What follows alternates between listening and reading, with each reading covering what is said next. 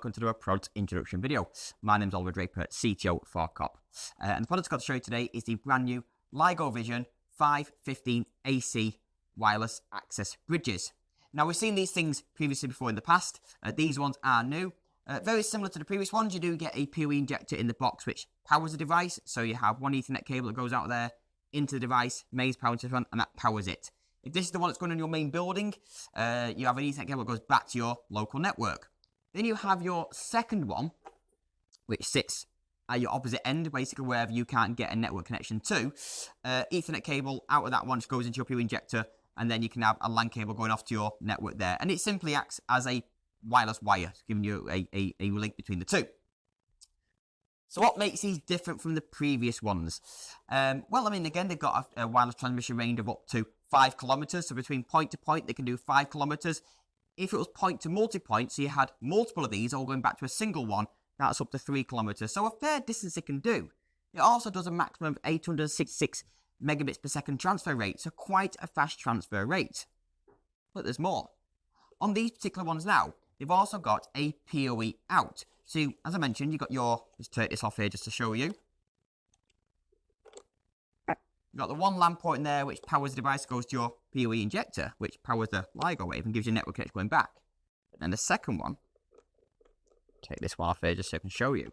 On the inside, it's got a second port there, and that is a PoE out. So the idea being is in this device, you can plug that directly to, say, a PoE camera, and that'll power your camera. So at source, where you've got your second Ligowave, where you're struggling to get a network connection, you've just got to power this device, and then you can run your camera straight off the Ligowave itself. Really, really effective bit of kit.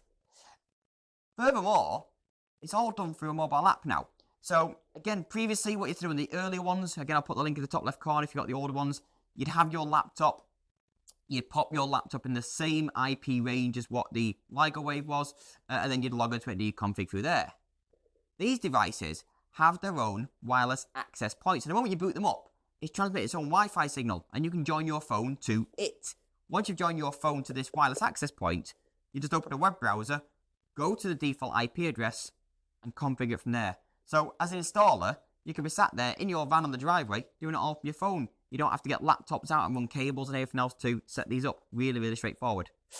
So, on that note, what we'll do, we will plug them in and just see how easy it is to configure and set them up. Okay, so I've got both the Ligowaves here. I've got this one is going to act as my main station, which is going to go back to my local network, as if this was sat on the main building.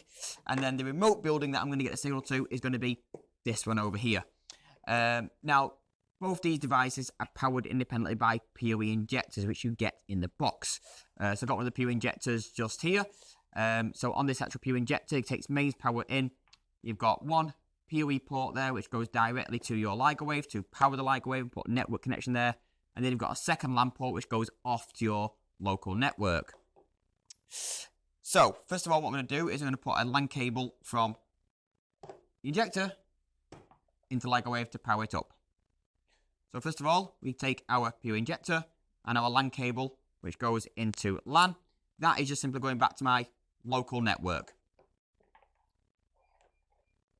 Next Ethernet cable goes out to the PoE, and that plugs in to the PoE port of the Ligowave. Now, in reality, you'll be putting the actual Ethernet cable through the rubber grommet to get a watertight seal. For today, for ease, I'm just going to take this off and just plug it straight into the bottom of the Ligowave. Now it's plugged in, I am getting an array of lights on the side now to say this thing is starting up. And when it's ready to be configured, the lights will start pulsing up and down. So as you can see, the lights are now going up and down in sequence to tell me that the AP mode is on.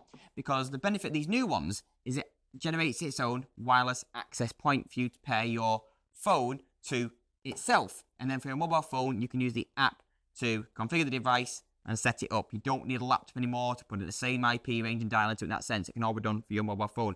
Makes life a lot easier. Now this one's powered up away. What I can do is with my mobile phone now, first of all what I need to do is join up to the Wi-Fi of this device itself. So I'll go into my settings on my mobile phone, go to Wi-Fi, and I should see the Ligowave there. And there it is now. So Ligo DLB MNG 2602CB. That number at the end is the serial number of that device, so I know which one I'm joining to. Got a tick there, that tells me I'm now joined to it. What I do now is I now open a web browser and go to the default IP address of this device. So I open up my Safari page, and I'm going to pop in the address of 192.168.111.1. There you go. And I'm straight on the landing page now of the Ligowave to log into it. So the default username is admin, all lowercase, and the default password is the word admin01. So admin01. Click done. Click login. And I'm now logged straight into the Ligowave itself. It's asking me about the user agreement. Yep, say read and agree. Click change in there. That's fine. Give that a moment or two just to save those settings. And then I can go into the further settings of this device itself. So on the device's web page now, we can see at the top, it does say the word searching. So it is currently searching for a device to connect to. At the moment, it's searching because it's searching for an access point because it's in station mode by default. So what I'm going to do, I'm going to go to the settings tab at the bottom, click the three lines, go to settings, and as you can see, the operating mode currently says it's a station. I can change that to access point pole 3. Once that's done, I can then click the save button in the top right hand corner. Click save, and that's now saving those settings for this device. Next thing you need to do now is set up the wireless station. So now that one's set up as the access point, move over to the station. Same principle, we have a PoE injector. We should just have one cable coming out of this PoE injector, which is going to go straight in this LIGO. Again, it doesn't have a LAN connection going back because it could do if it's going to go to a normal local network. But at this moment in time, we're just powering up the device so these two can talk to each other. So same principle. Plug in the Ethernet cable from the PoE side of the PoE injector, which goes straight into the device. Now, just as last time, I will get a series of lights go up and down when this starts up. Once those lights start moving up and down, which they are now, that's telling me its access point is turned on and ready.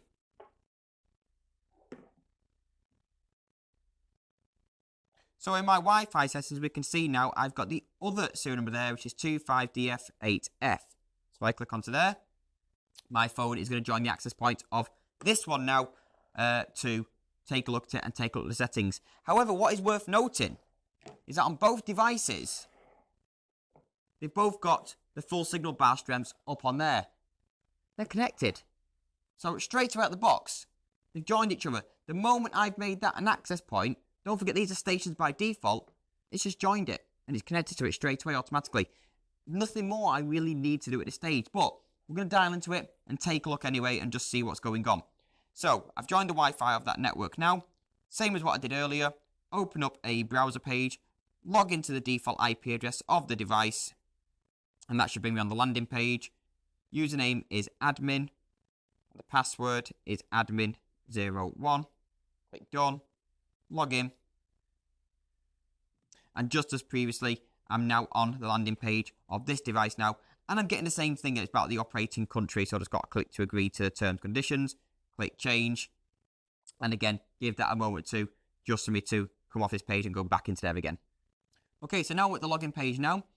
We can see that the strength at the top right corner is in red. Why? Well, the signal is too strong. Don't forget these things are quite close to each other. These things will work for a few kilometers away from each other. Right now, they are screaming at each other. So the signal is too strong. So that signal needs to be reduced right down in a real scenario when obviously you're putting these, depending on what sort of distance you're going to do. So as we go down, again, we can see all the network settings of this device. It is advised that you do change the password of these devices, and the default one is out of the box, so you don't want someone just to dial onto it whenever you want to. If we go across at the various information, we've got the statistics there of the device, we've got the network details, and we can search the LLDP discovery if we really want to do that. At the top there, we can go into our settings. We can see that this one is a station. That's what it is. This is the access point. That's the station. That's what we're still logged into at the minute.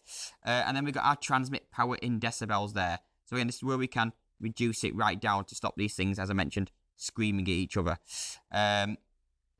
Again, at the top there, I can click on the Save Changes option. I'll then do that once I finish doing all my other configuration. Go across the top there. We've got our network settings, so it's in bridge mode, which is fine. Again, this is where you can change the IP details of the network that they're operating on. Take a look at your traffic management, all the services that they support, but the one we're interested in is these 3 lines at the end. If we go right down to the bottom, we have an advanced settings option there. Now at the bottom, you notice it as PoE pass-through to Ethernet 2. That is referring to that second port on here that supports a PoE out. So, we'll just take this off for a moment.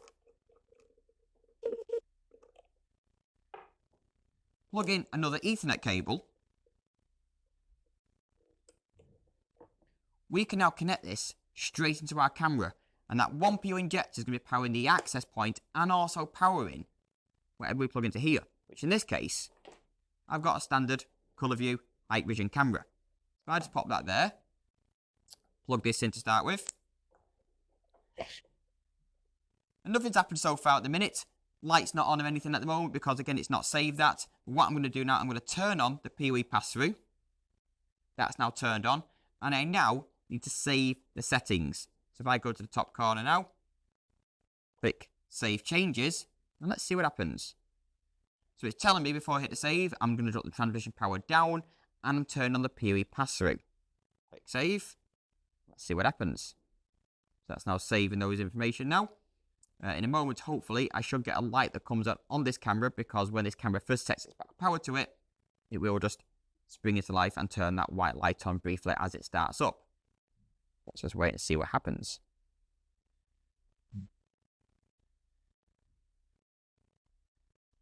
So there we go, lights come on. So the device has saved those settings, so its power cycle, and it turned the white light on there briefly to indicate that this device has now got power going to it. So theoretically, anything on the main LAN network now can get to this camera. So what I can do is I can disconnect from the Wi-Fi of this device. I'm going to join back into this one and just take a look and see what this looks like now. So just as I did earlier, I now joined the Wi-Fi of this device, so I can log directly onto this one and take a look and see what's going on the network. So I'm joining us onto that Wi-Fi now, open up my browser page, pop in that IP address that went to earlier, log in with our default details, which we're using at the moment. Click log in. And let's take a look now what we got. So we can see top right corner, it's got one station because it's found this device.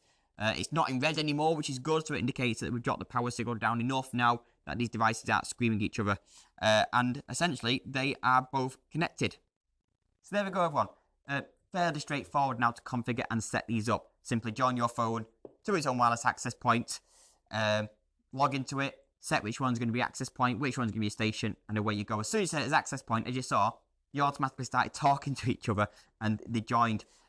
Makes it dead straightforward. The only additional thing we had to do on the one that was becoming our station was to, of course, just make that a turn on the actual PoE out of there so it can power our camera. I've got a wiring diagram on the screen for you there now, so you can take a look at it. That's just a typical sort of setup and what you could do if you wanted to power, say, a PoE camera from the Ligowave, and again, how you'd actually route the wires from which one's going to be your PoE to the device and which one's a LAN to your main network. Again, fairly straightforward. So if you're interested in that device, go to the description below. You'll see the link there for the device itself. We've got plenty of these in stock at the moment. As always, if you did like the video, don't forget to hit that like button. Don't forget to subscribe. And as always, hit that bell icon. You'll be able to upload any new videos.